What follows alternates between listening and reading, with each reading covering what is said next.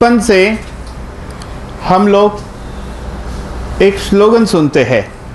क्या है वो slogan? Health is wealth, right? लेकिन मैं कहूँगा रॉन्ग। क्यों? क्योंकि हेल्थ इज वेल्थ सही नहीं है। Health is more than wealth. Time is money, आप कहोगे यस, मैं अगेन कहूँगा no. Time is more than money. गया हुआ वक्त फिर से वापस नहीं आता है। तो ये जो वक्त जो है वही एक जीवन है। हम पैदा होते हैं पहली सांस से और मृत्यु यानी आखिरी सांस है। पहली और आखिरी सांस के बीच का जो समय है उसको हम जीवन कहते हैं।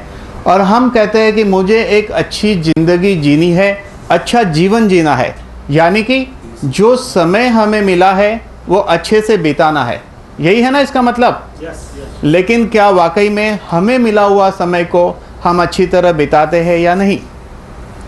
एक इंसान जब यंग हो जाता है 22-25 साल की उम्र में, उसके माइंड में एक बहुत बड़ी कल्पना होती है। क्या है वो कल्पना? कि मुझे खूब पैसा कमाना है, अच्छी ज़िंदगी जीनी है। और उस पैसे कमाने को हम कहेंगे धनसुख भाई की दौड़। धनसुख भाई, जोश है जीवन जीने का ना, तो आएगा मनसुख भाई। खाओ पियो मज़ा करो घूमो फिरो, यानी मनसुख भाई। तो ये धनसुख भाई और मनसुख भाई की दौड़ में ये बेचारे तनसुख भाई यानी कि शरीर, ये एकदम चक्की की तरफ पिस जाता है। तो ये दौड़ में इंसान ऐसे फंसता है कि कब 22 साल की उम्र से 50 साल का हो गया उसे पता नहीं चलता है। और तब तक 2-3 बीमारी उसके शरीर में घुस चुकी होती है, जैसे कि cholesterol, high BP, diabetes, heart problem, या कुछ ना कुछ 1-2 बीमारी घुस जाती है। क्या 22 साल की उम्र में यही कल्पना की थी उस 68 साल के या 50 साल के आदमी ने? कभी नहीं। उसने कभी नहीं सोचा था कि उसके घुटने घिस जाएंगे। उसने कभी नहीं सोचा था कि उसको बाईपास करना पड़ेगा। तो हमने क्या सोचा था? ऐसा कुछ नहीं होगा, लेकिन ऐसा हुआ। क्यों हुआ? क्योंकि हमें जो चाहिए वो पाने के लिए हमें कुछ करना पड़ता है। पैसा चाहिए धनसुख भाई, तो उसके लिए तो मेहनत कर रहे हैं। मनसुख भाई के लिए भी इधर उधर जा रहे हैं पैसा खर्चा करके, लेकिन तनसुख भाई के लिए कुछ करते नहीं है। जिसके लिए कुछ करते नहीं है और उसके अच्छे रहने की उम्मीद करते हैं, तो उम्मीद करने से कुछ नहीं होता है, कुछ करना पड़ता है। नो डाउट उम्मीद पे दुनिया कायम है, लेकिन उम्मीद को पूरी करने के लिए मेहनत लगती है। और मेहनत क्या है वही हमें आज समझना है। तो ये तनसुख भाई जो है इसके बारे में हम लोग समझेंगे। लेकिन तनसुख भाई के लिए कुछ करने की बारी आती है तो हमारे पास एक चौथा इंसान भी है। धनसुख भाई, मनसुख भाई, तनसुख भाई, 3 इंसान हो गए। चौथा इंसान कौन है? चौथा इंसान एक वकील है हमारे पास, और उस वकील का नाम है मनहर लाल। अगर शरीर के लिए कुछ करने की बात आती है तो मनहर लाल कुछ करने नहीं देता है। वो हमेशा रुकावट डालता है। क्यों रुकावट डालता है? क्योंकि माया देवी आज भी काम कर रही है, जिसको हम कर्म कहते हैं। मुकद्दर में लिखा होगा तो ही इंसान शरीर के लिए कुछ कर पाएगा। यहाँ बैठे हुए हर इंसान को पता है कि हेल्थ के लिए वॉकिंग अच्छा है, जॉगिंग अच्छा है, प्राणायाम अच्छा है, हेल्दी फूड अच्छा है। फिर भी हमें खाना है पाव भाजी, बर्गर, पिज़्ज़ा। व्यायाम करना अच्छा है, लेकिन हमें सुबह लेट तक सोना है। हम क्या सोचते हैं? कल करेंगे, कल कल कल के चक्कर में कल आज हो गया, आज फिर सोचते कल करेंगे। इस तरह कब बचपन से 55 के हो गए पता नहीं चला, और टोटल करने पे पता चलता है पाया कुछ नहीं, खोया ज़्यादा है। तो हम चाहते हैं कि जो खो दिया वो खो दिया, लेकिन अब जो बचा है उसको नहीं खोना है। तो उसको नहीं खोना है तो उसको बचाना है, और वही हमारी ज़िंदगी का एम होना चाहिए। उसी को हम सफल जीवन कहेंगे। यानी जो आयुष्य हमारे हाथ में आज है, उस आयुष्य को हम आज से निश्चित करेंगे कि मैं एक बहुत अच्छी ज़िंदगी जीऊँगा। ये ज़िंदगी जीने के लिए तनसुख भाई को समझना है, तो हम ये देखेंगे कि ये तनसुख भाई बने कैसे हैं। तो ये तनसुख भाई जो है ये 60 ट्रिलियन सेल्स से बने हैं। सेल्स हेल्दी तो हमारा शरीर हेल्दी, सेल्स बीमार तो हमारी बॉडी बीमार। हम देख रहे हैं कि हमारे आजू बाजू इतने लोग बीमार हैं कि आपको सरप्राइज़ होगी। हर आदमी छोटी मोटी बीमारी से ज़रूर बीमार है। भले वो कहलाता वो हेल्दी, लेकिन हेल्दी है नहीं। कारण क्या है? कारण यह है कि हमारे पास एनर्जी के 8 सोर्स है। हमें क्या चाहिए? एनर्जी चाहिए। एनर्जी इस दुनिया में सब कुछ है, जिसको शक्ति कहते हैं। तो हमारे बॉडी में एनर्जी लेवल मेंटेन होना चाहिए। ये एनर्जी लेवल मेंटेन होता है किस चीज़ से? फूड से, यानी कि खाने से। तो खाने से होता है। तो आज हम जो खाना खा रहे हैं वो सेफ़ नहीं है, कहीं ना कहीं केमिकल है, कुछ ना कुछ है। ऊपर से हम लोग ओवर ईटिंग करते हैं। हिंदी का शब्द खाना कितना बढ़िया है, खा ना, लेकिन होता क्या है? खा, जिसकी वजह से शरीर में प्रॉब्लम आता है। हिंदी के जितने भी शब्दों के पीछे ना लगता है उसमें आप लिमिट क्रॉस नहीं कर सकते। जैसे खाना, बैठना, कितनी देर बैठोगे? चलना, देखना, उठना, दौड़ना, कूदना। तो खाना पोल्यूटेड है। उसके बाद हम हवा की बात करें तो एयर पोल्यूशन, धुआं बहुत है। फिर पानी जो है हमें सही नहीं मिलता है। इसके अलावा एनर्जी का चौथा सोर्स है सूरज की रोशनी, यानी कि FIR रेज। सुबह में और शाम को 1-1 घंटा ये रेज निकलते हैं। जिस वक्त वो निकलते हैं उस वक्त हम नहीं निकलते हैं, क्योंकि सुबह बिस्तर में और शाम को दफ्तर में होते हैं, इसलिए हम निकल नहीं पाते हैं। तो ये हो गया एनर्जी का चौथा सोर्स। 5वां सोर्स है ज़मीन में से एक ऊर्जा निकलती है, ज़मीन की ताकत, वो हमारे बॉडी में एंटर होती है। लेकिन आज हमने ज़मीन को कपड़े पहना दिए हैं, मुकुट पहना दिया है, यानी बिल्डिंग, कपड़े पहना दिए यानी रोड बना दिए, ज़मीन को हमने कोटिंग कर दिया है। कोटिंग की वजह से अंदर से जो एनर्जी का सोर्स आता है वो हमारे बॉडी में एंटर नहीं हो पा रहा है। तो ये एनर्जी के 5 सोर्स में मैक्सिमम लोग फेल हो चुके हैं। अब क्या है? छठा है स्ट्रेस। स्ट्रेस क्या है? आप कहोगे हमें पता है, स्ट्रेस यानी टेंशन। नहीं, स्ट्रेस यानी टेंशन नहीं है। टेंशन के लिए एक कारण होता है कि 1 लाख, 2 लाख, 5 लाख अटका है तो टेंशन है, पैसा आ गया तो टेंशन ख़त्म। लेकिन स्ट्रेस के लिए कोई कारण नहीं होता है। बिना कारण का जो प्रॉब्लम है वो स्ट्रेस है। एक एग्जाम्पल हम देखते हैं कि आप एक 10 माले की बिल्डिंग में 7वें माले पे रहते हो। आपने लिफ्ट के लिए बटन दबाया, आपने देखा लिफ्ट ऊपर आ रही है, लेकिन फिर पता चला लिफ्ट ऊपर आ रही थी लेकिन अब बीच में से लिफ्ट नीचे जा रही है। आपके अंदर एक हलचल होती है, इम्पेशंस हो जाते हो, सादी भाषा में कहो तो आप दुखी हो जाते हो। फिर लिफ्ट मिल गई, आप नीचे गए, आपके पास गाड़ी नहीं, आप रिक्शा को हाथ बताते हो, उसने मना कर दिया, आपके अंदर एक हलचल होती है, आप इम्पेशंस हो जाते हो। फिर क्या होता है? रिक्शा मिल गई, सिग्नल पे रुक गई, लेट हो रहा है इसलिए हलचल।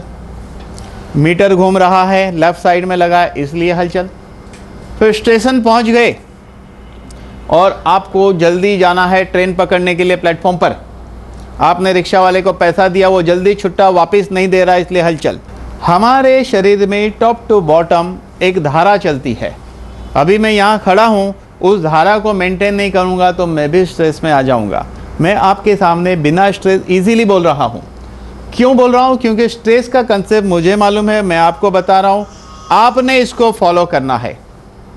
तो अंदर एक धारा चल रही है टॉप टू बॉटम, उस धारा को मेंटेन करना है। अगर उस धारा को आप टूटने नहीं देंगे तो वो धारा नहीं रहकर राधा बन जाएगी, यानी कि रियली आपको मजा आएगी। तो ये छठा एनर्जी का सोर्स आपके हाथ में है, जितना हो सकता है ले लो हाथ में, बहुत बड़ी चीज है। नेक्स्ट 7वां एनर्जी सोर्स है साउंड स्लीप। एक बच्चा क्यों ताजा होता है? क्योंकि जब चाहे सो जाता है, लेकिन ये हमारे हाथ में नहीं है। लेकिन जब हाथ में होता है तो भी हमारे हाथ से बात निकल जाती है। नींद का वक्त है, कंप्यूटर पे बैठे हैं, नींद का वक्त है, टीवी देख रहे हैं, नींद का वक्त है, दोस्तों से गप्पे मार रहे हैं, नींद का वक्त है, नाइट शो देखने जा रहे हैं, तो हम साउंड स्लीप नहीं लेते हैं।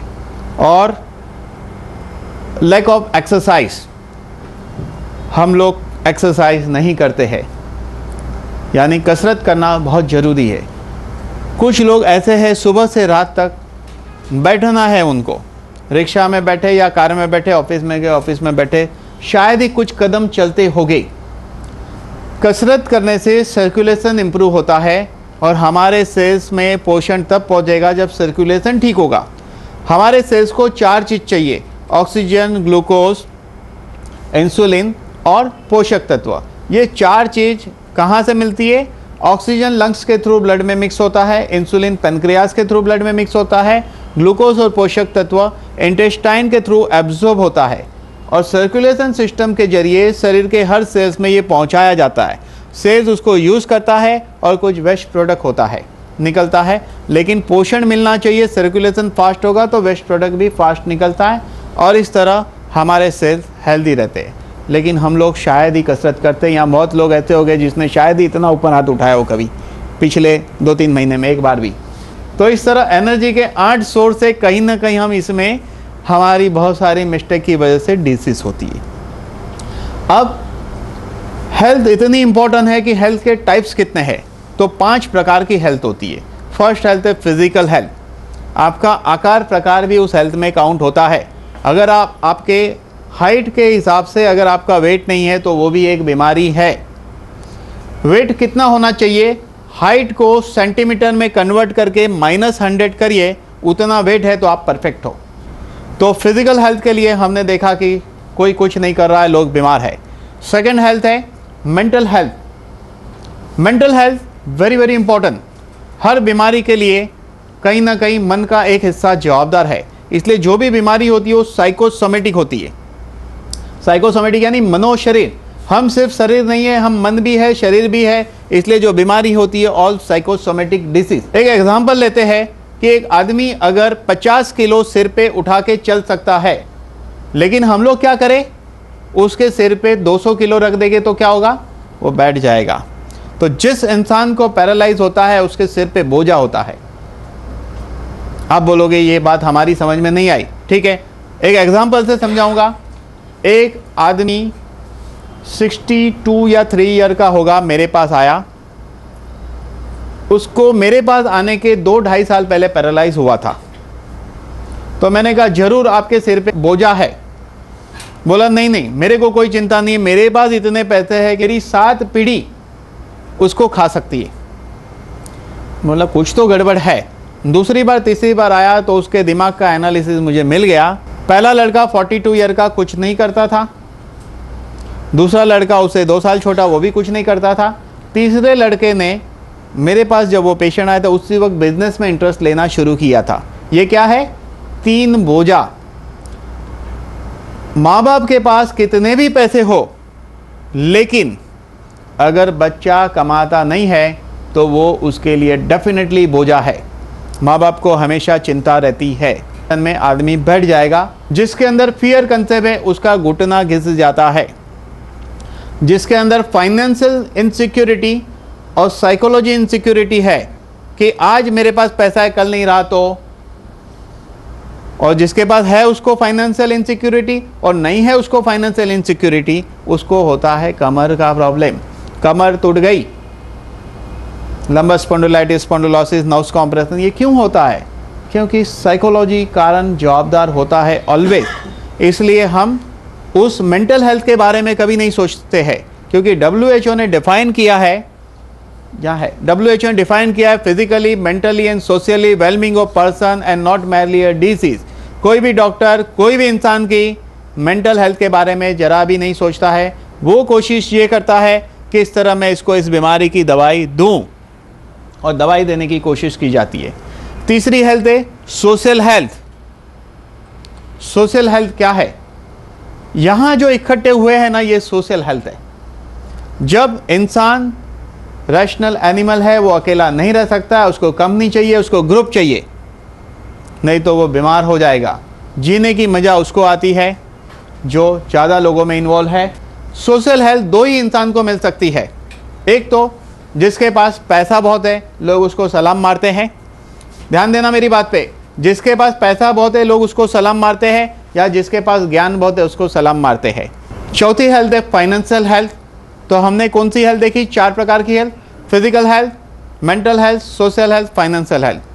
तो आप ये सोचते होंगे जिस खुश नसीब के पास ये चारों चीज़ होगी तो डेफिनेटली वो बड़ा खुश नसीब इंसान होगा। लेकिन मैं ऐसे खुश नसीब इंसान को जानता हूँ जिसके बैंक बैलेंस का माप तोल करना बड़ा मुश्किल है, ख़ानदानी बिजनेस है, 2 जनरेशन का बहुत पैसा है।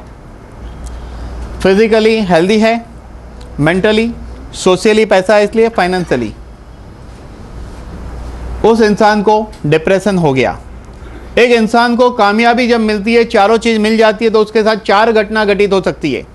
या तो वो डिप्रेशन में जाएगा, या वो स्त्री के पीछे जाएगा, या वो शराब के पीछे जाएगा, या वो जुआ।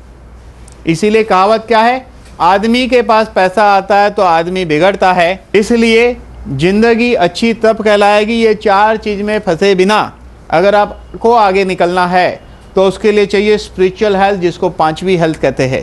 स्पिरिचुअल राह पे चल रहे हो इसलिए सुखी हो, और पहुंच जाओगे तो दुखी नहीं होना है।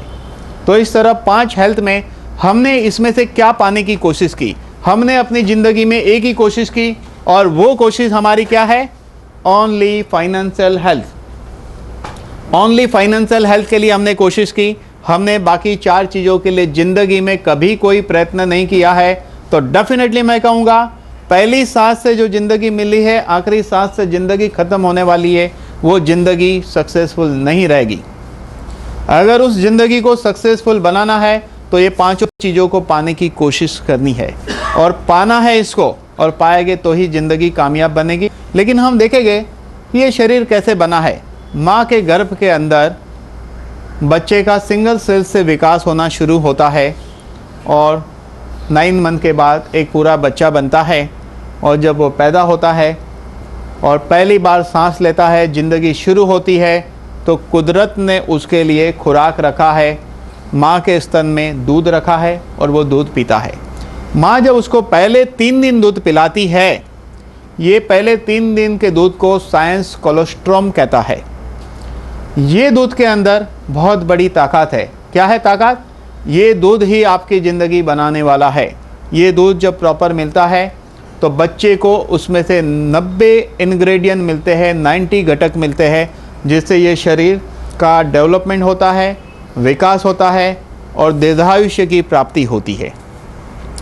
ये 90 इंग्रेडिएंट में से कोई इंग्रेडिएंट घटने लगता है उम्र की प्रक्रिया के साथ या उम्र के पहले, तो बीमारियां शुरू होती है। तो साइंस ने ये ढूंढना शुरू किया कि ये 90 इंग्रेडिएंट वापस इंसान को कहाँ से मिलेंगे। तो खोजते खोजते खोजते ये पता चल गया कि ये मिलेंगे काउ कोलोस्ट्रम से। काउ कोलोस्ट्रम यानी कि गाय जब बच्चा पैदा करती है तो पहले 3 दिन दूध देती है, उस दूध को कोलोस्ट्रम कहते हैं।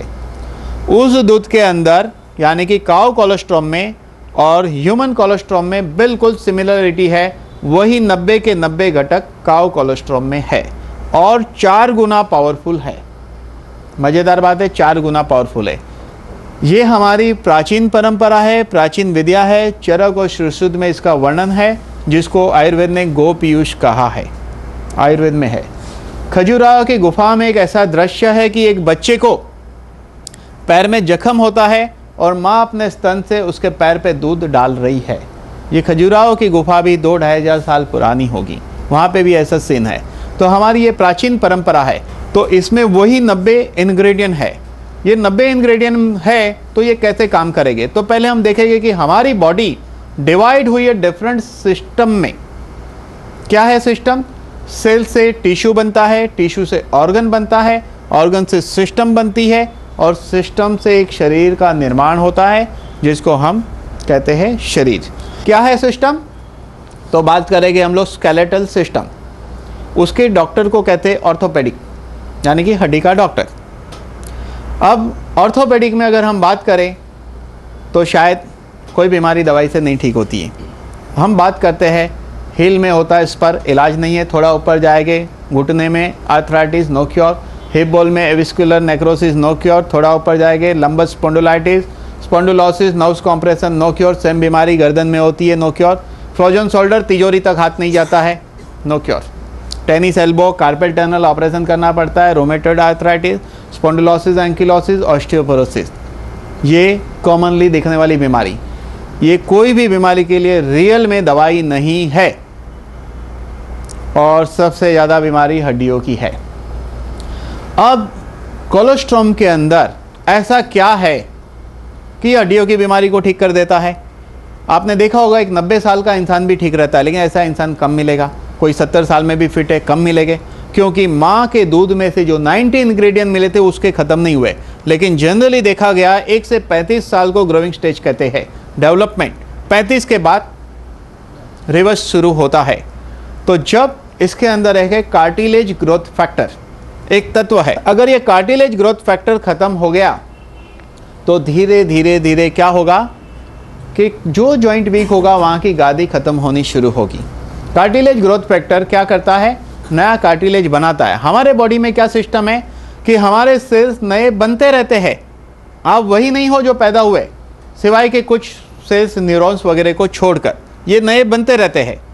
उसमें से कार्टिलेज भी वैसे है कि उसको मेंटेन रखना है, वो वापस से रीजनरेट नहीं होते गए। तो आज तक साइंस कहता था कि 4 प्रकार के सेल्स रीजनरेट नहीं होते हैं।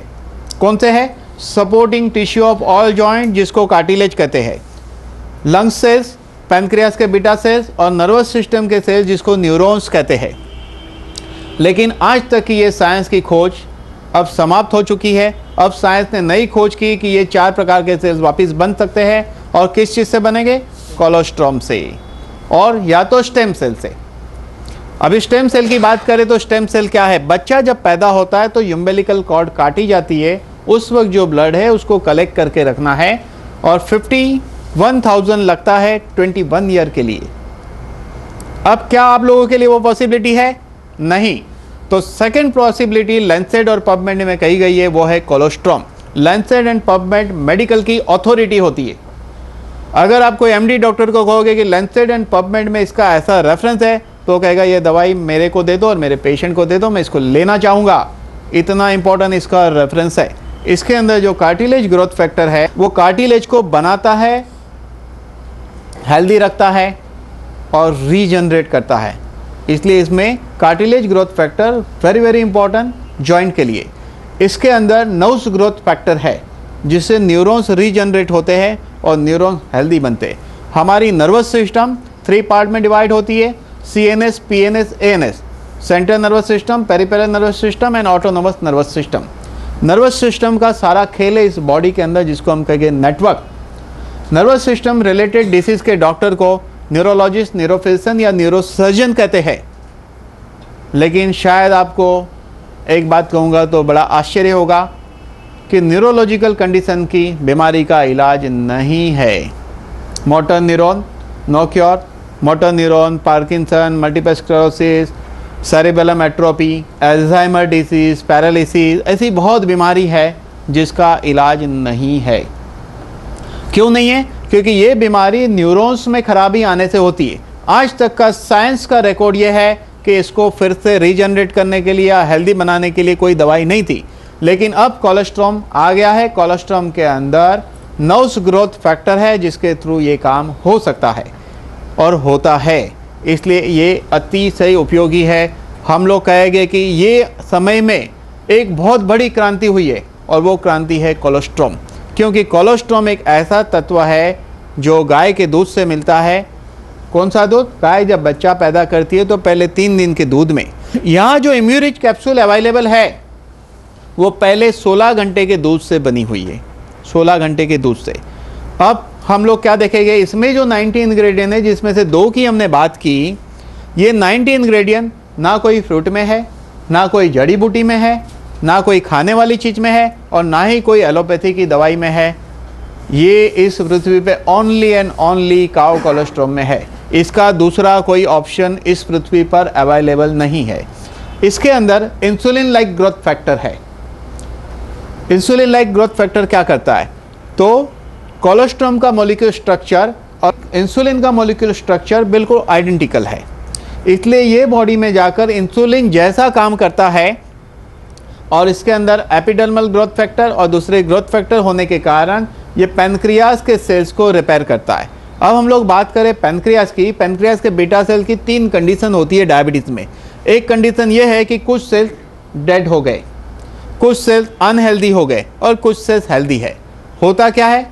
इंसुलिन कम पड़ता है तो क्या करना पड़ता है? गोली खानी पड़ती है या इंसुलिन लेना पड़ता है। ये क्या करेगा? अनहेल्दी सेल्स को तुरंत हेल्दी बना देगा, हेल्दी सेल्स को और हेल्दी बनाएगा तो नेचुरली इंसुलिन प्रोडक्शन बढ़ जाएगा और लॉन्ग रन में आगे चल के नए सेल्स रीजनरेट हो गए। ये रीजनरेट हो गए ये मैं नहीं कह रहा हूँ, दुनिया के साइंटिस्टों ने करोड़ों रुपया लगाकर, करोड़ों डॉलर लगाकर रिसर्च किया है। उस रिसर्च का रेफरेंस लैंसेट एंड पबमेड में है, इसलिए मैं कह रहा हूँ, यानी कि ये लैब में प्रूव हुआ है। तो यहाँ पर धन्वंतरी के जरिए जो प्रोडक्ट इम्यूरिच मिल रहा है, यहाँ डॉक्टर रमेश पाटिल ने अपने खुद के हॉस्पिटल में, इसके अलावा और 12-13 हॉस्पिटल में इस प्रोडक्ट की डिफरेंट डिसीज पे R&D की हुई है, यानी कि क्लिनिकल रिपोर्ट को मान्यता दी जाती है। क्लिनिकल रिपोर्ट से ही प्रूव होता है कि ये प्रोडक्ट काम करता है। बातें करने से नहीं, 4 आदमी बोलेगा उससे नहीं होता है। अभी हम लोग बात करेंगे वायरस की। इसी तरह जैसे जैसे एंटीबायोटिक खोजी गई, वैसे वैसे नए हाइब्रिड वायरस आते गए, और आज हम उस मुकाम पे है जहां H1N1 नहीं, H1N5 आ गया है। H1N5 12 घंटे का टाइम देता है इंसान को। H1N1 तो 15 दिन या महीने का समय देता है, बचना है तो टाइम है। यहाँ तो बचना है तो नो टाइम, यहाँ तो सीधी जाने की बात है। तो आप सरप्राइज मत करिए, ऐसा होते रहेगा, होने वाला है। WHO ने बताया कि हर तीसरे इंसान को स्वाइन फ्लू हो सकता है। ठंडी के मौसम में स्वाइन फ्लू बढ़ता है। आपने शुरुआत में एक न्यूज़ देखा, 8 चैनल ने इसको नोट किया है कि स्वाइन फ्लू के खिलाफ ब्रह्मास्त्र मिल गया है। तो इसका मतलब कि हमारे बॉडी का एनवायरनमेंट हमने अल्कलाइन मेंटेन करना चाहिए। तो आपको कैसे पता चलेगा? तो हम लोग क्या करते हैं, हम जो भी फूड खाते हैं वो सारा एसिडिक होता है, एक बार मान लो। तो एसिडिक फूड खाने की वजह से हमारे शरीर में एसिड लेवल बढ़ता है। कुदरत ने एक ऐसी अद्भुत रचना की है, शायद ये रचना न की होती तो इंसान का क्या होता। क्या अद्भुत रचना है कि ब्लड अपना pH 7.4 मेंटेन करता है। वो मेंटेन करने के लिए सेल्स के पास अल्कलाइन लेता है।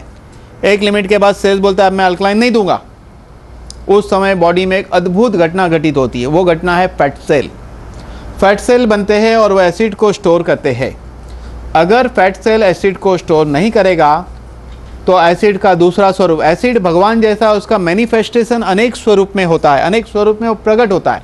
पहला प्रकट स्वरूप उसका है साक्षात, वो है फैट सेल। अगर पेट निकल रहा है, चर्बी है, तो वो एसिड है। आप देखो जिम्नेशियम में लोग जा रहे हैं, 2-2 घंटा व्यायाम करते हैं, एक कैलोरी कैटलॉग दिया है, 1200 कैलोरी से ज़्यादा खाने का नहीं, स्ट्रिक्टली फॉलो कर रहे, वजन नहीं घटता। क्योंकि एक्सरसाइज करने से लैक्टिक एसिड बनता है और 1200 कैलोरी एसिडिक फूड खाया तो नेचुरली ये वेट मेंटेन रहेगा, घटेगा नहीं, उल्टा बढ़ सकता है। और घट गया तो भारी पेमेंट करना पड़ेगा, अंदर कोई डैमेज होगा, क्योंकि एसिड का मैनिफेस्टेशन कहीं होना है। तो एसिड का दूसरा मैनिफेस्टेशन क्या है? हाइपर एसिडिटी, खट्टी डकार आना, चेस्ट में बर्निंग होना, हैवीनेस लगना, इसको कहेंगे अपर डाइजेस्टिव ट्रैक एसिडिटी। लेकिन स्टमक के बाद डियोडेनम टू एनस, उसको कहेंगे लोअर डाइजेस्टिव ट्रैक। अगर वो एसिड स्टमक से निकलकर डियोडेनम से लेकर इंटेस्टाइन में गया तो क्या होगा? कॉन्स्टिपेशन क्या है? एसिडिटी है। पाइल्स क्या है? एसिडिटी है। अल्सर होता है, वो भी एसिडिटी है। और वेरिकोज वेन भी एसिडिटी है, लो बीपी भी एसिडिटी है। अगर ये एसिड स्किन पे अटैक करेगा, स्किन खराब होती है, स्काल्प पे अटैक करेगा तो बाल जाने लगते हैं। तो एसिड का मैनिफेस्टेशन अनेक स्वरूप में होता है और हमारा सारा फूड एसिडिक होता है। तो हमें क्या चाहिए? Alkaline food. All natural food alkaline होता है। फीवर आता है ना, फीवर तो चेक करने गए, टाइफाइड नहीं है, फ्लू नहीं है, मलेरिया नहीं है, डेंगू नहीं है, ये नहीं है, वो नहीं है, तो है क्या? वायरल। तो दवा क्या देने का? क्योंकि एलोपैथी की सिस्टम बड़ी सिंपल है कि मलेरिया की दवा अलग, टाइफाइड की दवा अलग, फ्लू की दवा अलग, क्योंकि वो उसी वायरस को पहचान के मार सकती है। मुसीबत है ना। तो 35 से 40 प्रकार के फीवर है, तो दवाई क्या देने का? तो बॉडी की सिस्टम के लिए ऐसा कुछ नहीं है।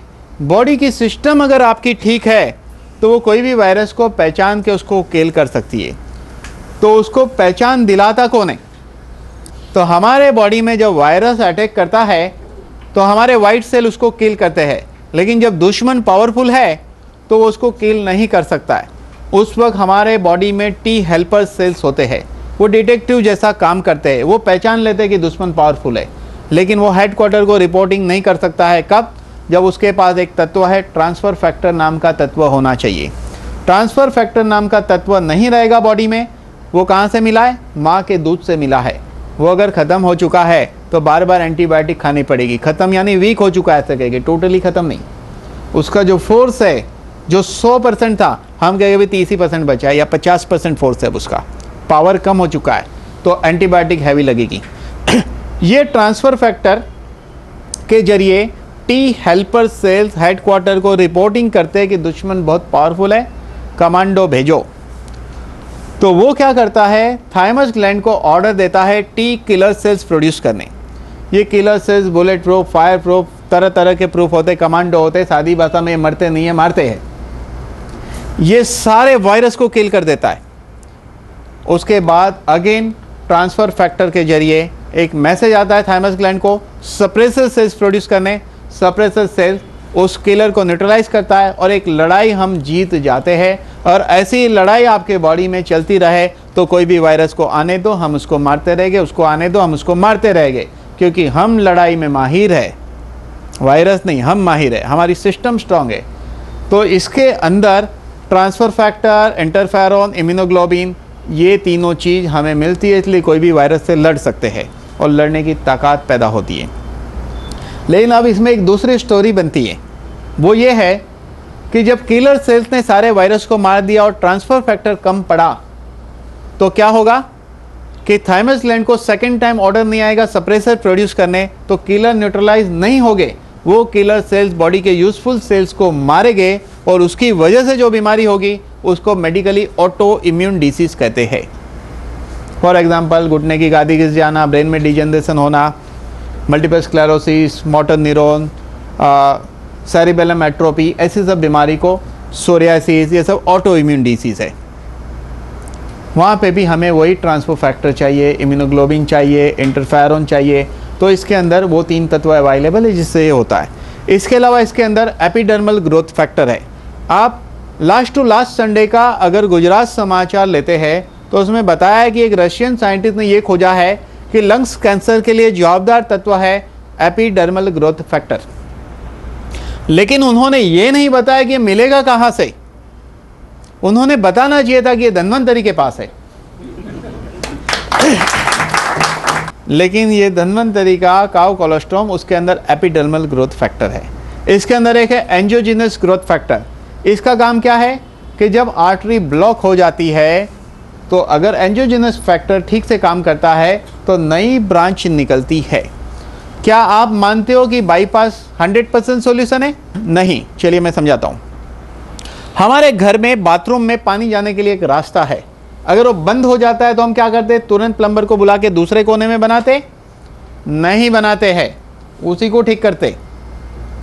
लेकिन समझो हम ज़्यादा होशियार है, हमने दूसरा रास्ता बनाया, वो भी बंद होगा। क्यों?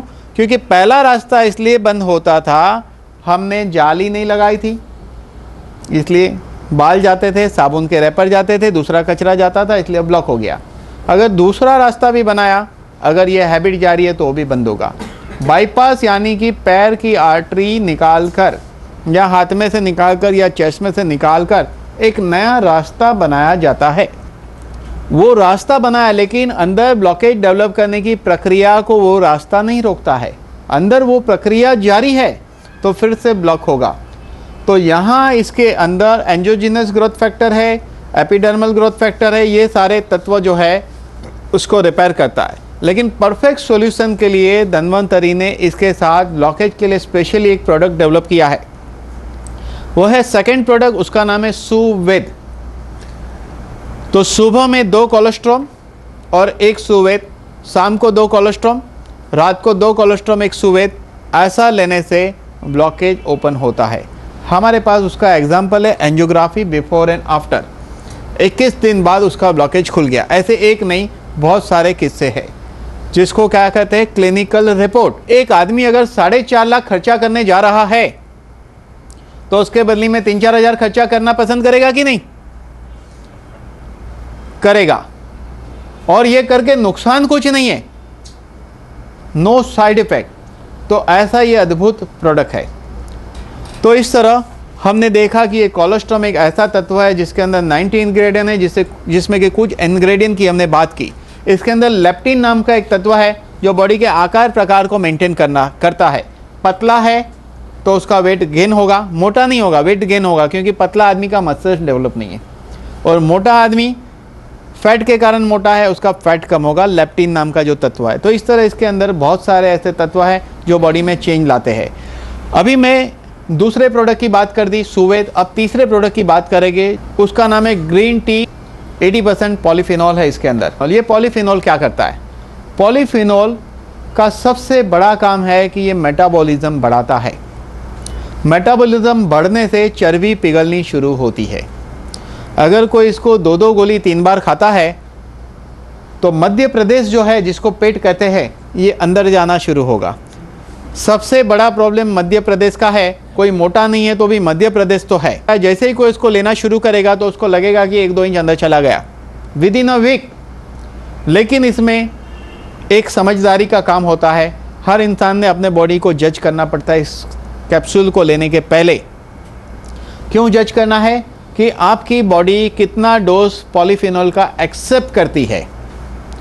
तो इसके लिए मैं कहूँगा जोश में काम नहीं लेना है, समझदारी से काम लेना है। पहले 1 ही गोली खाइए पहले दिन, दूसरे दिन 2 खा के देखिए, तीसरे दिन 3 खा के देखिए एक बार।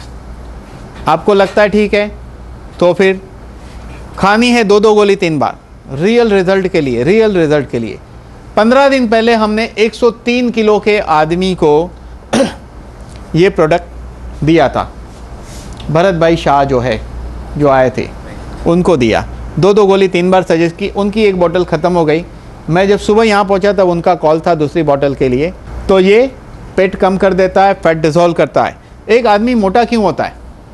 एक आदमी मोटा हो जाता है तो क्या हो जाता है? स्टमक हिप एंड थाई बढ़ जाता है, वही तो मोटापा है। अगर स्टमक हिप एंड थाई घटता है तो आदमी पतला दिखता है कि नहीं? तो ये घटना चाहिए। अब घटेगा कब? पहली बात, मेटाबॉलिज्म बढ़ना चाहिए जो ये पॉलीफिनॉल से बढ़ता है।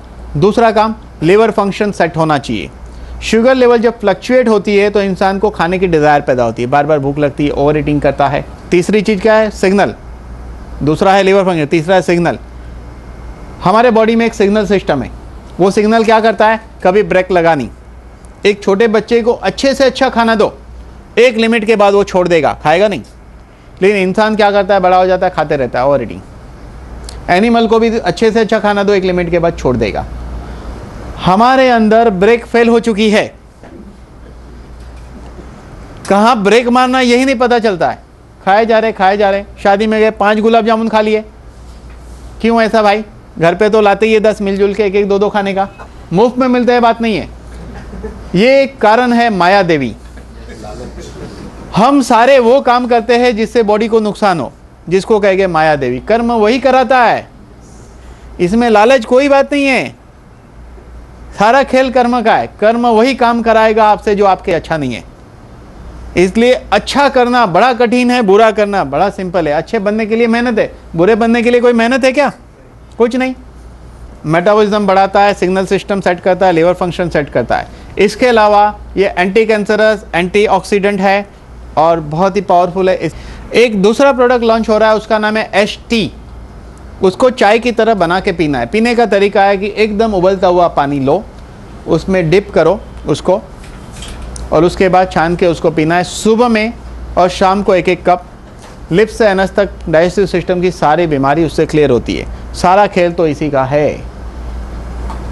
नेक्स्ट जो प्रोडक्ट है वो है गोट मिल्क सोप, यानी बकरी के दूध का साबुन, जो स्किन के लिए सबसे अच्छा होता है। इंडिया में आज तक किसी कंपनी ने इसको इंट्रोड्यूस नहीं किया है। बकरी को कभी ट्यूबरक्लोसिस नहीं होता है। और इसके बाद एक नेक्स्ट प्रोडक्ट लॉन्च हो रहा है नेक्स्ट मंथ में, वो है वे प्रोटीन। ये वे प्रोटीन लेने से बॉडी में ये डाइजेस्ट होने का एक तत्व उत्पन्न होता है, उसका नाम है ग्लूटाथियोन। ग्लूटाथियोन में वो ताकत होती है जो एंटी कैंसरस है, एंटी कोलेस्ट्रॉल है। वो कोलेस्ट्रॉल को भी ठीक करता है, उसको उस फॉर्म में कन्वर्ट करता है, वो चिपकने नहीं देगा। ऐसी बहुत सारी उसमें बात है। तो हमने इस तरह देखा कि धन्वंतरी के जरिए हमें ऐसे अद्भुत प्रोडक्ट मिल रहे हैं, जिस प्रोडक्ट के बारे में हम लोग और डिटेल में बारी बारी बात करते जाएंगे। आज हमने पहले प्रोडक्ट के बारे में डिटेल देखा, बाकी प्रोडक्ट के बारे में थोड़ी थोड़ी बात